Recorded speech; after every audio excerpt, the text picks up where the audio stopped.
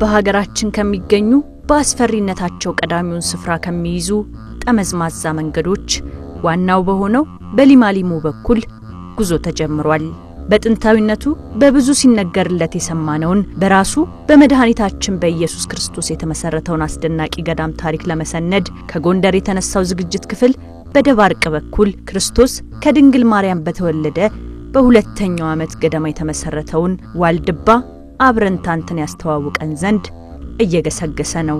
በነገራችን ላይ ሊማሊሞን ጨምሮ በዚህ መንገድ የሚገኙ ብዙዎቹ ከተሞች ስያሜያቸው ከገዳሙ ምስረታ ታሪክ ጋር ተጋሪ ነው። ይቅርታን በመሻት ኢየሩሳሌም ለመሳለም የተነሱት የአሁኖቹ ስውራን ቅዱሳን በአምሳለ ወሬዛ የተገለጠላቸውን አምላካቸውን ውበት ለማድነቅ ምን የሚያምር ሰው አየን አማሪ ሰው ሲሉ አማሪ ሳይንት ኋላም አማራ ሳይንት በድጋሜ በሌላ ቦታ ሲገለጥላቸው ትናንት ያየነው ሰው በማለታቸው ድላንታ በሌላ ቦታ ሲሰወራቸው ደግሞ የት ሄደ ሆረ በማለታቸው ቤተሆር እብናት ከምከም ወገራ ዛሬማ ብቻ ብዙዎቹ ከዋልድባ ገዳም ታሪክ ይካፈላሉ።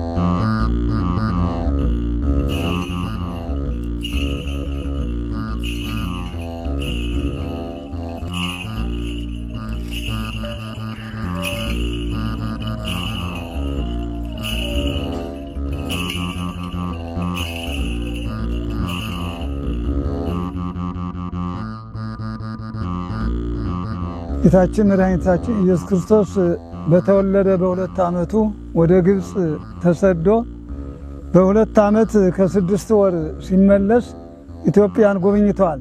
ከተጎበኙት አንዱ ዋልድባ ነው። ዋልድባን ሲጎበኝ እመቤታችን ቅድስት ድንግል ማርያም በትልቅ ዋሻ አስቀምጧት ነበርና ከዚያ ዋሻ ላይ ብታየው በረሃ ነው፣ ይበላ የሚጠጣ አልነበረም። ልጄ ወዳጄ ሆይ በዚህ በረሃ ላይ ምን በላው ምን ጠጣው የት አለ ብላ ጠየቀችው። ወዲያውኑ በዮሴፍ በትር ነበረች የብረት በትር በሷ ቆፍሮ 318 ስር ያለው ገመሎ ቆፍሮ ሰጣት። ልጄ ወዳጄ እኔ ስበላ ያደኩ ስንዴ ስጠጣ ያደኩ ወይ እንዴት አድርጌ መራር በላለሁ አለችው። እናቴ በዚህ ቦታ አንቺና እኔን የሚያመሰግኑ ይሄ እንደማር እንደወተት እየጣፈጣቸው በዚህ ገዳም የሚቀመጡ ብዙ ቅዱሳን አሉ ብሎ በዛን ጊዜ የቦታውን ትንቢት ተፈጸመ። ያ ትንቢት አልቀረም። በ485 ዓመተ ምህረት ትንቢቱ ተፈጽሞ ከቡልጋ ሳማ ሰንበት ከሚባለው ቦታ ላይ 1900 ቅዱሳን 99 ቅዱሳን ከዚያ ተነስተው መጡ። የመጡበት ምክንያት ማለት ለምን ሲባል በ484 ዓመተ ምህረት ጥር 11 ቀን የጥምቀት በዓል ለማክበር ተሰብስበው ምእመናኑ በሆታ በልልታ ካህናቱ በውዳሴ በቅዳሴ ያቺ ዕለት በጣም ደምቃ የቅዳሴ ሰዓት አለፈባቸው። ያን ጊዜ ቅዳሴ ሳንቀድስ ሳንቆርብ እንዴት በዚህ ቀን እንቀራለን ብለው ወደ ቅዳሴ ሲዘጋጁ አባ በኪሞስ የሚባል ታላቅ ባህታዊ ከህንድ ተነስቶ በደመና መጥቶ ቅዳሴውን ዋን ቀድሰውታል። ነገር ግን እናንተን ግን እግዚአብሔር ተቀይሟቸዋልና መድኃኒታችሁ ፈልጉ አላቸው። ንገረን እንግዲያ መድኃኒታችን ኢየሩሳሌም ሄዳችሁ ከመቃብሩ ብትሳለሙ ኃጢአታችሁ ይሻላላችሁ። ወዲያውኑ ሳይመለሱ ወደ ቤታቸው ሴቶቹም ወንዶቹም መንገድ ቀጠሉ። መንገድ ቀጥለው ሲሄዱ ሳይንት ከሚባለው ቦታ ላይ ሲደርሱ የኤረር የቡልጋ የኤረር የዝቋላ ሕዝብ ኢየሩሳሌም ሄዱ ሲባል እየተከተለ አልፈጸምላቸው ሲል ሳይንት ላይ 3 ወር አረፉ ይላል። ሳይንት ላይ ሲከወንላቸው ጌታችን መድኃኒታችን ኢየሱስ ክርስቶስ ተገለጸላቸው ይላል። ንግግር ጀመረላቸው። እናንተ ከእንግዲህ ወደዚያ አምላካችሁን ብታገኙ አትቀሩም አላቸው። እንዴ ማን እንፈልጋለን? አምላክን ካገኘን እንቀራለን እንጂ አሉት። እኔ ነኝ አላቸው። አንተ ሰው ሆነህ እያየነህ እንዴት አምላክ ትልናለህ? እኔ ነኝ በሉ እንግዲህ እኔ ነኝ ካልከን እንግዲህ ታምራት አሳየን አሉት። ምን ላድርግላችሁ? እቺን ከግንባራችን ያለችውን ገደል ነድለህ አሳየን አሉት። ወዲያውኑ አንዲት ዘንግ ተቀብሎ ከመናንያኑ አዙሮ ያችን ገደል ቢመታት ተነደለች። ሰቆረ ነደለ ይላል። ሰቆራት ነደላት እኮ ያቺ ቦታውን የተነደለችውም ትታያለች። ቦታዋም ሰቋር ተብላ ተጠርታለች። ከዚያ አሁንም አላመኑ። ይሄ ሰይጣንም በምታት ያደርገ ይችላል ብለው ጉዞ ቀጠሉ። እዚያ ቀጥለው ከዚች አሁን ካለንባት ቦታ አብረንታንት ከሚባለው ቦታ ላይ ደረሱ። አብረንታንት ሲደርሱ አሁንም እንግዲህ አምላካችሁን ብታገኙ አትቀሩም አላቸው። እንቀራለን እንጂ እኔ ነኝ በል እንግዲያስ እኔ ነኝ ካልክ የመጣነ ጥር 1184 ዓመተ ምህረት ጀምሮ ከዚህ ስንገባ ልክ በ485 መጋቢት 27 ቀን ገብተናል። 1 ዓመት ከ2 ወር አልፎናልና በየመንገዱ የሞቱትን አንስተህ የታመሙትን ፈውሰህ የደከሙትን አበርትተህ ከዚች አንድ ጉባኤ አድርገን አምላክ መሆን እናምናለን አሉት። እስማ አልቦ ነገር ሳን ለእግዚአብሔር የሚሳነው ነገር የለም። ከመቅጽበት አይና ምትወልች ቦታ ላይ ቁጭ አደረገላቸው። እውነተኛው አምላክ አንተ ነህ ብለው አምነው አምላክነቱን ተረዱ። በሉ እንግዲህ እቺ ቦታ ኢየሩሳሌም ትሁንላችሁ። እቺ ቦታ ኃጢአት አይሻገርባት፣ የላመ የጣመ አይበላባት፣ የሞቀ የደመቀ አይለበስባት ብሎ ቃል ኪዳን ሰጥቶ በል እንግዲያስ አምላካችን ኢየሩሳሌም ትሁን ካልክ አይሁድ በዕለተ ዓርብ የፈጸሙብህን ግፍ በዚህ ቦታ ላይ ያሳየን አሉ። ወዲያውኑ ከመናንያኑ አንዲት ወይራቆ መቁጠሪያ ጥሎ አለምልሞ ዛፍ አድርጎ ቀኑ ዕለተ ዓርብ ነበረ። ልክ 6 ሰዓት ላይ ያው እንበለ ተከፍሎ አይሁድ የፈጸሙትን ግፍ በቦታው ላይ አሳይቶ እቺ ቦታ ቀራንዮ ትሁንላችሁ፣ ቦታው ኢየሩሳሌም እቺ ቀራንዮ ትሁን ብሎ ሰጣቸው። ይሄንስ ሰጠን ከተጠመክበትን ዮርዳኖስ የት እናገኛለን አሉት። ወዲያውኑ እልፍ ብሎ አለቱን ባርኮ በ3 አይነት አፈለቀላቸው። በ3 አይነት አፍልቆ በዮርዳኖስ በውሃው እያጠመቀ ሁሉንም የድንጋይ ቆብ እየቀረጸ ሁሉን አመንኩሶ በ150 አምድ ያለው ቤተክርስቲያን አውጥቶ ቀድሶ አቁርቦ ሃሌሉያ ወደሚባለው ቦታ ተሰወራቸው። ያው ሲገባ ወደ ብድግ አድርጎ ሲሄድ እነሱም ካንተ አንለይም እኛም ካንተ ጋር እንኖራለን እንጂ ካንተ አንለይም ሲሉ ጅርድ ብለው እንደበግ ገቡ ይላል። ከዚያ በኋላ እነሱ አዎ አንተ አንለይም የሚለው ነው። እሱ ግን ያው እንዲህ አድርጎ አፈፍ አድርጎ አንስቶላቸው ዛሬ ዋሻው ሃሌሉያ በስተው ከፍ አድርጎ ያው እንዳይጫናቸው ሴቶችን በግራ ወንዶችን አድርጎላቸው አሁን በዚህ ተሰውረው ያው ቅዱስ ቅዱስ ቅዱስ ጋዳ እያሉ እያመሰገኑ እድሜ ልካቸውን አሉ ማለት ነው። እስከ ዓለም ፍጻሜ ድረስ እንደዚህ ሲያመሰግኑ ይኖራሉ። ከዚህ በኋላ ያው እንግዲህ ከዚህ ከኖራችሁ ብሎ ከገነት ጸዋሊ የምትባል ከገነት ያለች ጽናት አመቶ ያቺ ጥላዋ ወደዚህ ዞር ወደ ላይ ይህን ትሞላለች። ወደዚያም ሲሆን ያችን እንግዲህ ያው ይችን እየተመገባችሁ ያመሰገናችሁ ኑሮ ብሎ ሰጣቸው ያቺ እጽም ታፈራለች ምግባቸው በየፊታቸው ይሆንላቸዋል ያችን እየተመገቡ ያው ያመሰገኑ በስጉር አሁን አሉ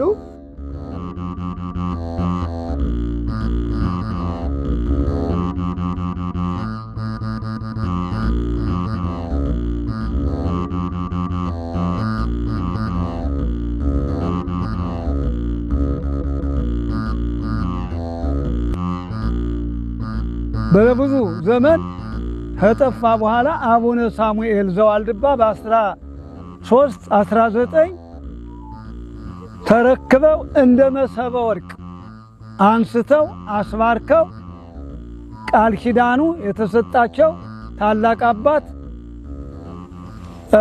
ሲሄዱ ከመሬት ለቀው ይሄዱ ነበር የሚሄዱበት አንበሳ ነበር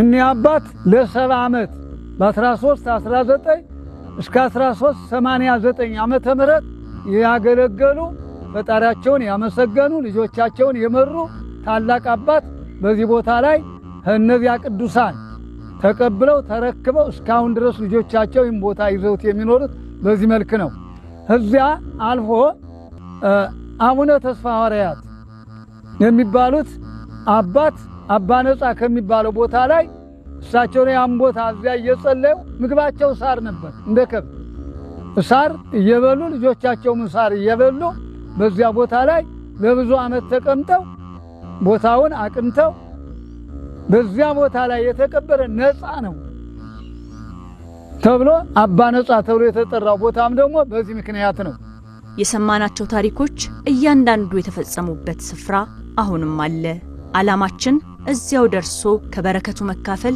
ለእናንተም ማሳየት ነውና በረሃውን በጉርጉዞ ማቆራረጥ ተጀምሯል በዋልድባ 3 ታላላቅ ገዳማት ይገኛሉ ዋልድባ አብረንታንት ዋልድባ ዳልሻህ ዋልድባ ሰቋር ታዲያ ዛሬም በመስረታው ከ3ቱ ቀዳሚው አብረንታንት ነውና ቅኝታችን ትኩረቱን አብረንታንት ላይ ያደርጋል እዚያ ከመድረሳችን በፊት ግን በሰዓታት ጉዞ ውስጥ የምናርፍባቸውን የገዳሙን ክፍሎች አብረን እንጎበኛለን ከአድካሚው ጉዞ ማረፊያችንን በገዳሙ ክፍል ዶንዶሮ ቃሞፈር ቤት አደረግን በገዳሙ ሥርዓት እግራችንን አጥቦ ተቀበሉን ገዳማውያኑ በሥራ ተጠምደዋል ሁሉም በመጋቢው ትእዛዝ በሚሰጠው መሰረት ከጸሎት ሰዓት ውጪ በሥራ ያሳልፋል ሽማግሌዎች እህል ያበጥራሉ ጥራጥሬ ይለቅማሉ ቂጣ ድግጅግሮ ሲጋግሩ ደግሞ ቂጣ ይቆርሳሉ ሌሎችንም ስራዎች ደግሞ በያቀማቸው ይሰራሉ ልጅግር ወጣቶች ሆኑት ደግሞ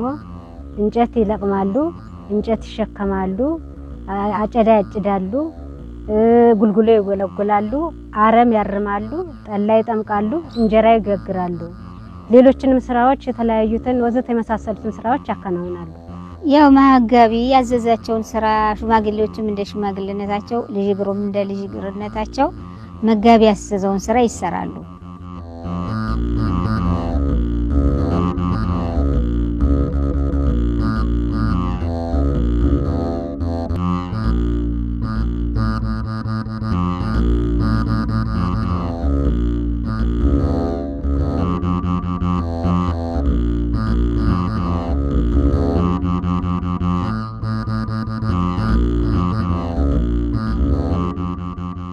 እንጨቱ በዚህ ቦታ ለገዳሙ ከባድ ደረጃ ደርሷልኝ ስንሄድ ወደታች ስንወርድ ቁልቁለት አለው ድንጋያማ ነው ያው ብንወርድ እንግዲህ ጥርሳችን ግፍ ነው እንጂ ሌላ የሚያጋጥመን ችግር ከባድ ነው ስንዘልቅ ደግሞ ያንሸራታል አቀበት አለው ውጣ ውረድ አለው ከባድ ነው ርቀቱ ደግሞ ከአንድ ሰዓት በላይ መንገድ አለ ያንን ተሸክመው ነው ልጅግሮች የሚመጡት ደግሞ አሁን የርነበት ትንሽኛ ማሳ ተብሎ ነው በዚህ ሲያቀተን ደግሞ ሌላ ቦታ ስናጣ ደግሞ ማህበር እየገዛ ነው የሚጠቀመው ነው እንጨት ችግር በጣም ችግር አለ እንጨት እየተገዛ ነው ያሙኖ በዚህ ቦታ እንጨት ስሙን በረሃ ነው እንጂ ውድ ነው ውሃ ራሱ በዚህ በቀረብ ቢወጣ ሽማግሌዎች ራሱ እንደ አቅማቸው የሚቀዱበት ደካሞች በጣም እየተቸገሩ ነው መውደቅ አለ ምን ያለ ውሃ ችግር አለ እንጨቱም ደግሞ እንደዚህ ነው አሁን ቢስተካከልልን የውሃ ችግርና የእንጨት ችግር እንደው መፍትሄ ካለው በሶላር እንጨቱም በሶላር የሚተካበት ውሃውም ደግሞ ከቀረብ የሚወጣበት ቢገኝ ይሄን ህዝቡም እናንተም ብትተባበሩን ጥሩ ነበር።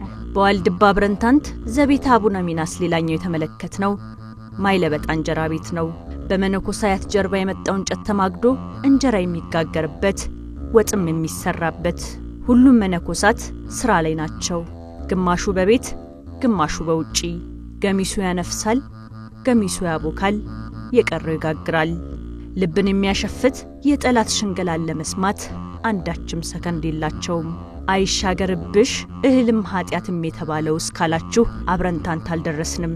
ይህ ክፍል ከዋናው ገዳም በሰዓታት ርቀት ላይ የሚገኝ ገዳማውያኑ በስርዓታቸው መሰረት ከሰኔ 21 እስከ ህዳር 24 ድረስ እህል የሚቀምሱበት አረጋውያን መነኮሳት በሊቀ አበው አማካኝነት እንክብካቤ የሚያገኙበት ክፍል ነው። 3 ዓመት ውስጥ ስቆይ ተኝቼ ነው እንጂ ቁም ያልቆየው። ምን ወር በደጋ ነበር በራስ መታ ታመምኩ ተኛው ቀረው።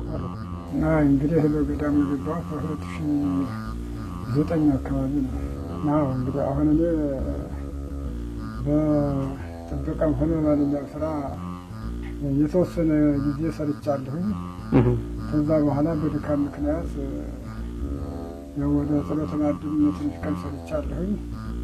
አሁን ከዛ ያው መቼም ድካም እየደከመ ሲመጣ ወደ ዲቃቦ ገብቻለሁ። ከዚያው ዲቃቦ ቢባ ይንከባከቡና ባለ ተስፋ ሲሰጣቸው ነው እንጂ አርሶ ነግደው አያመጡልኝ።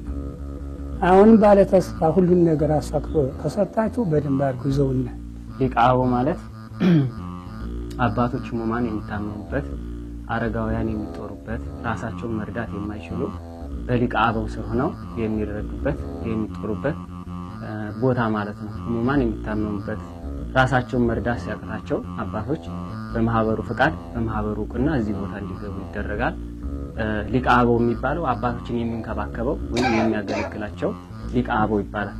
ካርድት ወይም ደግሞ ከአገልግሎት ሰፊውን ድርሻ የሚይዘው ከበድ ያለው አገልግሎት ሊቃቦው የደካሞችን ልብስ አጥቦ የታመሙትን አስታሞ የራቀውን አቅርቦ የሚያስታምማቸው የሚንከባከባቸው ሊቃቦው ስለሆነ ያው ስሙ እንግዲህ የአገልጋዩ ስም ነው ሊቃቦው ይባላል።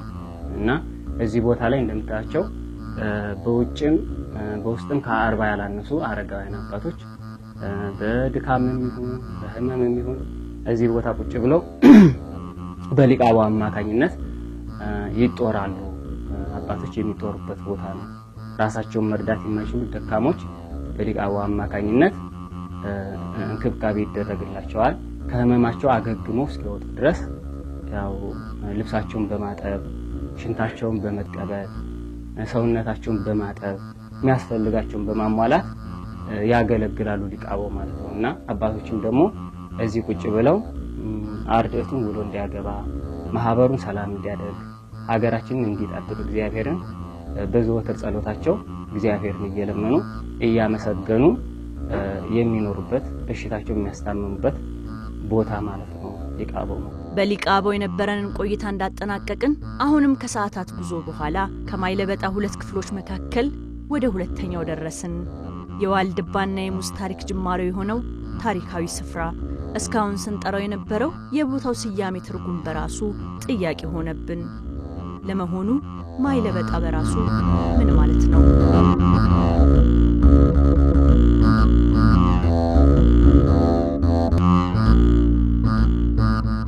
ማይለበጣ ማለት እንግዲህ ማይለበጣ ማለት በግሱ የውሃ በረሃ ማለት ነው። ለበጣ ማለት በረሃ ዱር ማለት ነው። ማይ ማለት ደግሞ ውሃ ነው። ስለዚህ ማይለበጣ የተባለበት የውሃ በረሃ ወይም የውሃ ለበጣ ማለት ነው። ስለዚህ ቦታ የተጀመረው በምን ቢባል ግራኝ መሐመድ በ15ኛው ክፍለ ዘመን በተነሳ ጊዜ አባቶችን ለመቅሰፍ ወይም ለማረድ በመጣ ጊዜ ተሰደው ዋሻ ኪዳነ ምህረት ከሚባለው ቦታ ላይ ሄዱ። በዚህ ጊዜ ከዚያ ተነስተው ምን ይበላ ነበር? ያን ጊዜ ጣብሌ፣ ሳዳ እንዲሁ ገመሎ የሚባሉ ነበሩ ከዚያ በፊት የሚበሉ። እነዚህ ግን በበረሃ ተቆፍረው በዝናብ በቅለው ስለሚበሉ አባታችን አቡነ ዘበራይልጦስ የሚባሉ አባት ከነዚያ ከመናንያኑ አንዱ ታላቅ አባት አቡነ ዘበራይልጦስ ይባላሉ። ያን ጊዜ በመንፈስ ቅዱስ ተገልጾላቸው የኋላ ልጆች ከቶ ምን ይበሉ ይሆን? ይሄ ነገር በዝናብ ነው የሚበቅል፣ ድርቅ በሆነ ጊዜ ሊጠፋ ይችላል። እንደገናም በመንፈስ ቅዱስ በአሁኑ ሰዓት ያለው ተገልጾላቸው ከብት ይጠቀጥቀዋል፣ ይጠፋል። እንዲሁ አራዊትም ይተናኮሉታል። ስለዚህ ፈጣሪ እባክህ ለኋላ ልጆች የሚበሉት ምግብ ግለጽልኝ ብለው ሱባኤ 40 መዓልት 40 ሌሊት ገቡ። በዚህን ጊዜ መልአኩ መጥቶ በል ጸገዴ ጉናጉና ከሚባለው ቦታ ሄደህ የሙዝ አትክልት አምጥተህ ዝላይ ከውሃው ከለበጣ ውስጥ ውሃ ይፈልቅልሃል። ያንን ውሃ በሁለት ግራ ቀኝ አከፋፍለህ የሙዝ አትክልት ትከልዳቸው፣ ያ ነው ለወደፊቱ ምግብ የሚሆናቸው ብሎ ገለጸላቸው። ያን በተገለጻቸው መሰረት ከዚያ ቦታ ሄደው ጉናጉና ከሚባለው ጸገዴ ሄደው የሙዝ አትክልት አምጥተው በዚህ ቦታ የመጀመሪያ ጊዜ የተተከለ ከዚህ ማይለበጣ ከሚባለው ማይለበጣ ማለት ታዩታላችሁ፣ ውሃው የሚፈልቅበት እልም ያለ ዱር ሰው የማያስገባ ማንም መፍለቂያውን የሚያውቀውን ማንም የሌለበት ቦታ ላይ ካለቱ ከጭንጫው ላይ ውሃ ፈልቆ አሁን የምታዩትን ሙዝ የሚያጠጣው ይሄ ነው።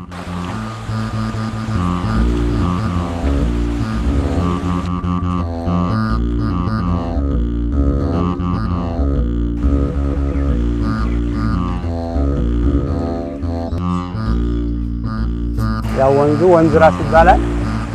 መፍለቂያው አሁን ከቆምንበት ትንሽ ታብ ብሎ ወደ 150 ምናምን ሜትር ታብ ብሎ ነው ያለው መፍለቂያው። ይሄው እንግዲህ ችግሩ ምንድነው? ውሃው በቂ ነበር ለማጠጣት በቂ ነው። ነገር ግን ያው ከሙዙ ልማት እስካለበት ድረስ ያው በመሬቱ ያሰረገ የምንፈልገውን የሙዝ ልማት ማምጣት አልቻለም። ምክንያቱም በየመንገዱ ያለው መሬት የሚያሰርግ ስለሆነ ማለት ነው። ይሄም ደግሞ ምንድነው ሲሚንቶም ለማምጣት በጣም አስቸጋሪ ነው። ከከተማ የራቀ ነው ገዳሙ። ምዕመናንም ያው እንደፈለጉት መጣው ለማየት የቦታ ርቀት ስላለው የትራንስፖርት ችግር ስላለ ትራንስፖርትም ስለማይገባ በዚህ ምክንያት ምዕመናን እንደሌላው ገዳማት መጣው የሚጎበኙት ገዳም አይደለም፣ በጣም ረጅም ነው እና ሲሚንቶ አምጦ ለመስራትም ያው በጣም ከባድ ነው። ትቦም አምጦ እንትን ለማለት ለማስገባትም ከገዳሙ አቅም በላይ በመሆኑ ምክንያት ያው የሚፈለገውን የቋርፍ አገልግሎት ለመነኮሳቱ መስጠት አልተቻለም።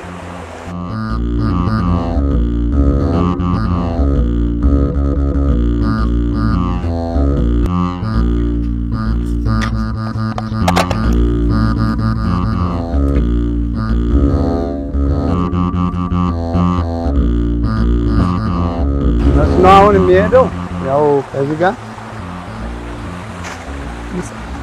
ያው ይሄ ቦታው ይሄኛው ይሄ እነሳና ይሄ የተገደበው ተነስቶ ከዚህኛው ነው የሚሄደው። ከዚህ አድርጎ ያው በዚህ በምናየው ፈሰስ ማለት ነው ወደ ሙዙ የሚሄደው በዚህ አቅጣጫ ነው። ውሃው አሁን የሚጠጣው በየተወሰነ ሜትሩ ያው የመመለሻ ቦታዎች አሉ። በፓርት ይመለሳልና አሁን በዚህኛው ፓርት ያው መመለሻው ይሄ ነው። ውሃው በዚህ ቀጥታ ይመለሳል። ያው እንደዚህ ሆኖ ነው የሚመለሰው። ልክ የኛው ውሃ ሲመለስ አሁን ውሃው ይመጣና ያው በዚህ እንደምትመለከቱት ውሃው ቀጥታ ይሄዳል ማለት ነው። በዚህ ያለውን ፓርት አጥቶ ሲጨርስ እንደገና ውሃው ይመለስና ወደዚህኛው ፓርት ደግሞ ተመልሶ ይሄዳል ማለት ነው።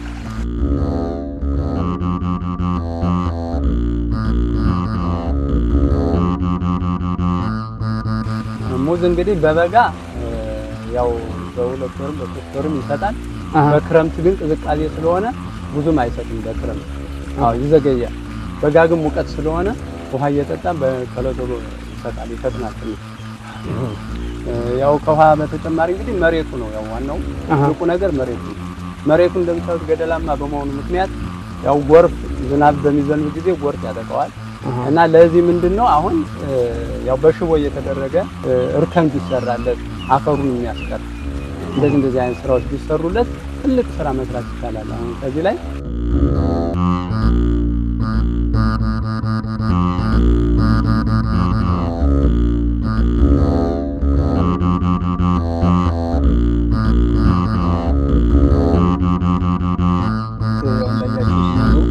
ያው ከደረሰ በኋላ አሁን ለምሳሌ በጣም ሲሞላ ሙዙ ሲሞላ ዝም ብሎ ስላሰራ ሳይሆን በደንብ ሲሞላ ያው ቆራጭ አለ። ቆራጮች ሄደው ይቆርጡትና ቀጥታ ማህበር ተሸክሞ ወደ ቤተ እግዚአብሔር ያመጣዋል። ከዚህ መጥቶ አንድ 3 ቀን ታፍኖ ይሰነብታል ጮርቀው ለምን እንዲጠመዝዝ ማለት ነው። ከዚያ በኋላ ይሰነብትና 3 ቀን በኋላ ያው እነዚህ የምታዩቸው ብረቶች ከዚህ ላይ ጎላ ይጣዳል። ሙዙ ይቀቀላል።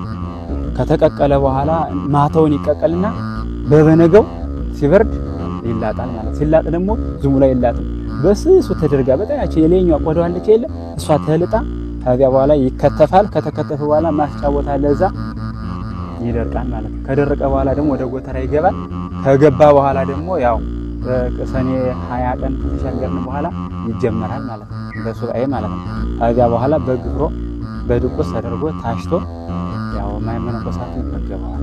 የሙስ ታሪክ መነሻውን እዚህ አድርጓል። የቋርፍ ዝግጅት ቅደም ተከተል ግን ይህ ብቻ አይደለም። ከጅማሮ አንስተን ለማየት እስከ መበላት ድረስ ያለውን ሂደት ለመሰነድና ዋናው ቦታ ለመድረስ አብረንታንት መገኘት አለብን። የመነኮሳቱ አነዋወር በታሪክ የሰማናቸው ስፍራዎች በዚያ መኖር ለመድረስ እንድንጓጓ አድርጎናል። ረጅሙ ጉዞ ተጀምሯል። በበረሃው መካከል ሰዓታትን መራመድ፣ ሙቀቱን ተቋቁሞ ማለፍ ግድ ይላል። ከማይለበጣ ወደ አብረንታንት ለመድረስ 4 ምዕራፎች መታለፍ አለባቸው። በእያንዳንዱ ምዕራፎችም የሚጎበኙ ታሪካዊ ስፍራዎች አሉና ማረፊያም ይሆኑናል በሚል ተስፋ እየገሰገስን ነው። ቦታውን ያለንበት ቦታ ከማይለበቃ ወጥተን ከዚህ ውዳሴ ማርያም ትባላለች። የመጀመሪያ ምዕራፍ ማለት ነው። ውዳሴ ማርያም ማለት ከዚህው ጸሎት አድርገን ውዳሴ ማርያም ደግመን መንገድ የምንቀጥልባት ቦታ ይቺ ናት። የመጀመሪያው ምዕራፍ ማለት ነው። ምዕራፍ 1 ማለት ነው።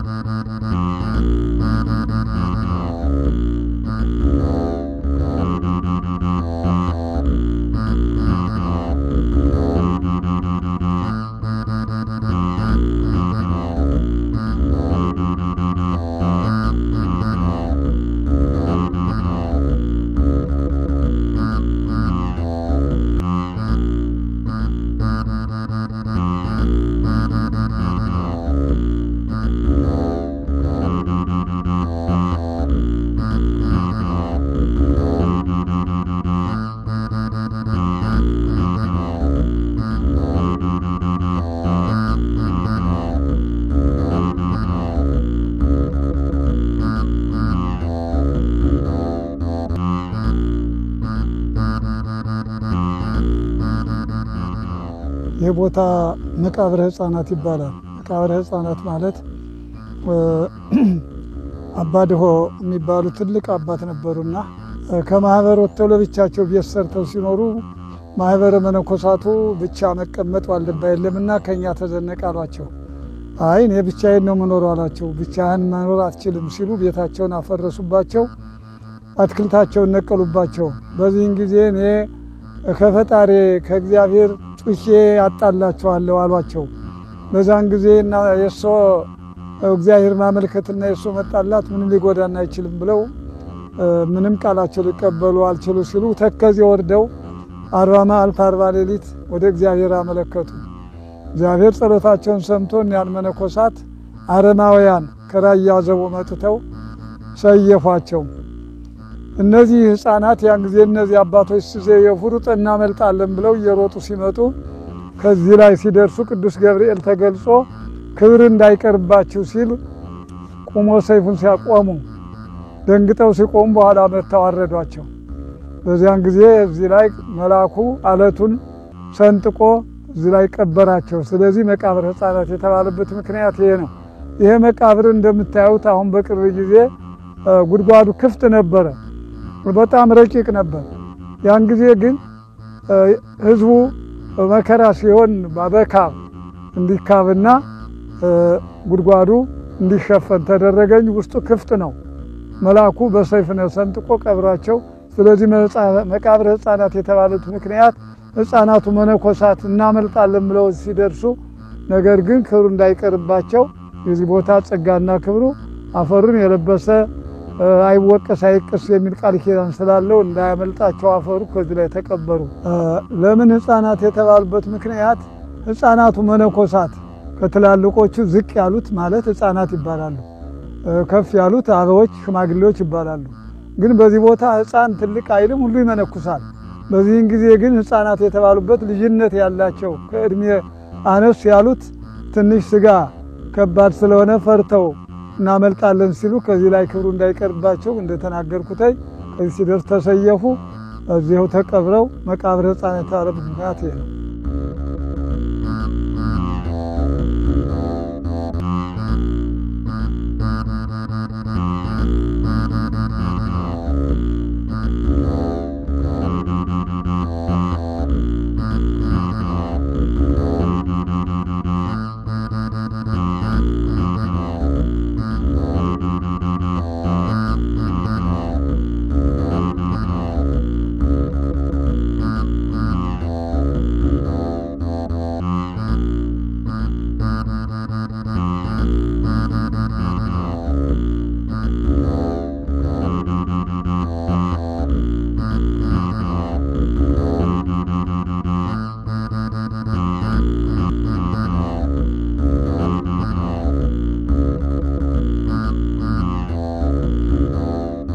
ይህ ቦታ ለምሳሌ ያን ጊዜ አረማውያን ከአብረንታንት ላይ ሲሰይፏቸው ሞት ፈርቶ እናመልጣለን ብለው ሲሮጡ አንደኛው ደክሞ ሲቀር በኋላ ደረሱና እዚህ ሲደርሱበት አምላኬ ሰውረኝ ሰውረኝ ብለው ወይባ ዛፍ ነበረው። ያን ወይባ ዛፍ ታቅፎ ሰውረኝ ባለ ጊዜ ተሰወረበት ቦታ ነው። በጊዜ ብዛት ግን ይሄ የነበረው ዛፍ ወድቆ አሁን የውለ ምልክት የካብ የተካበበት ምሳሌ ለዚያ ለዛፉ ምትክ ነው።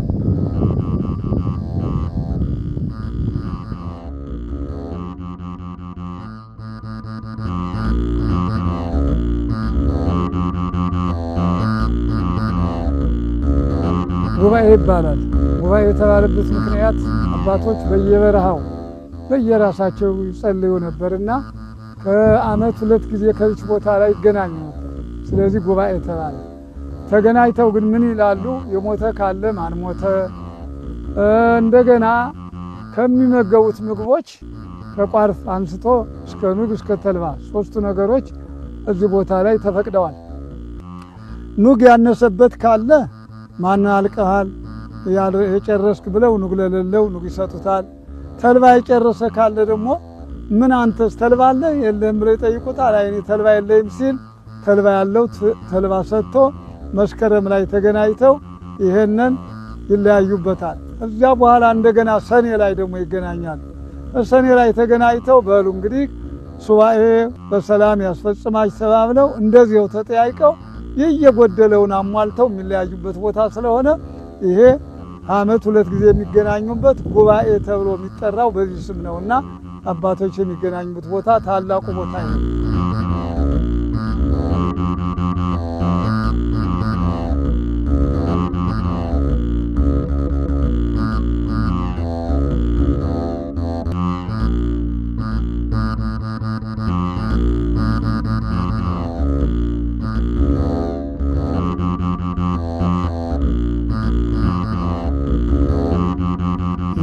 ይህ ታሪካዊ ቦታ ምዕራፈ ታቦት ይባላል። ታቦት ማረፊያ ማለት ነው።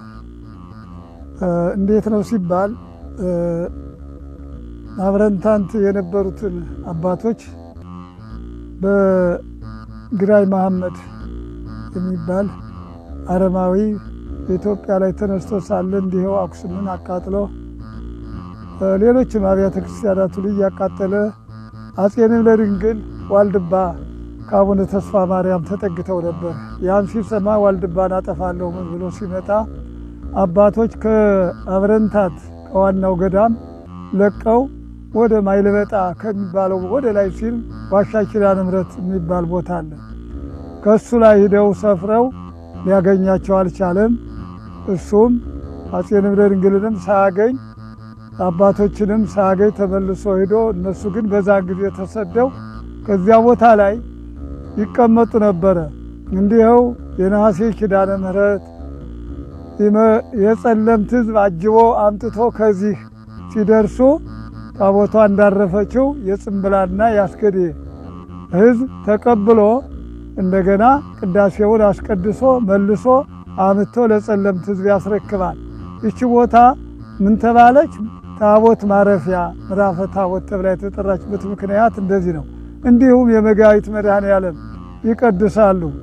አሁንም ታቦታቸውን አምጥተው ታቦተ ኪዳነ ምሕረትን ከዋሻ አንስተው አምጥተው ቀድሰው እዚህ ድረስ የጸለምት ሕዝብ ያመጣቸዋል። እንደገና የጽምብላና የአስገዲ ሕዝብ ተቀብሎ አስቀድሶ መልሶ አጅቦ አምጥቶ እዚህ ቦታ ላይ አሳርፎ ተቀብለው ይዘውባት የሚሄድ ቦታ ይቺ ታቦት ማረፊያ ተብላ የምትጠራበት ምክንያት ነው።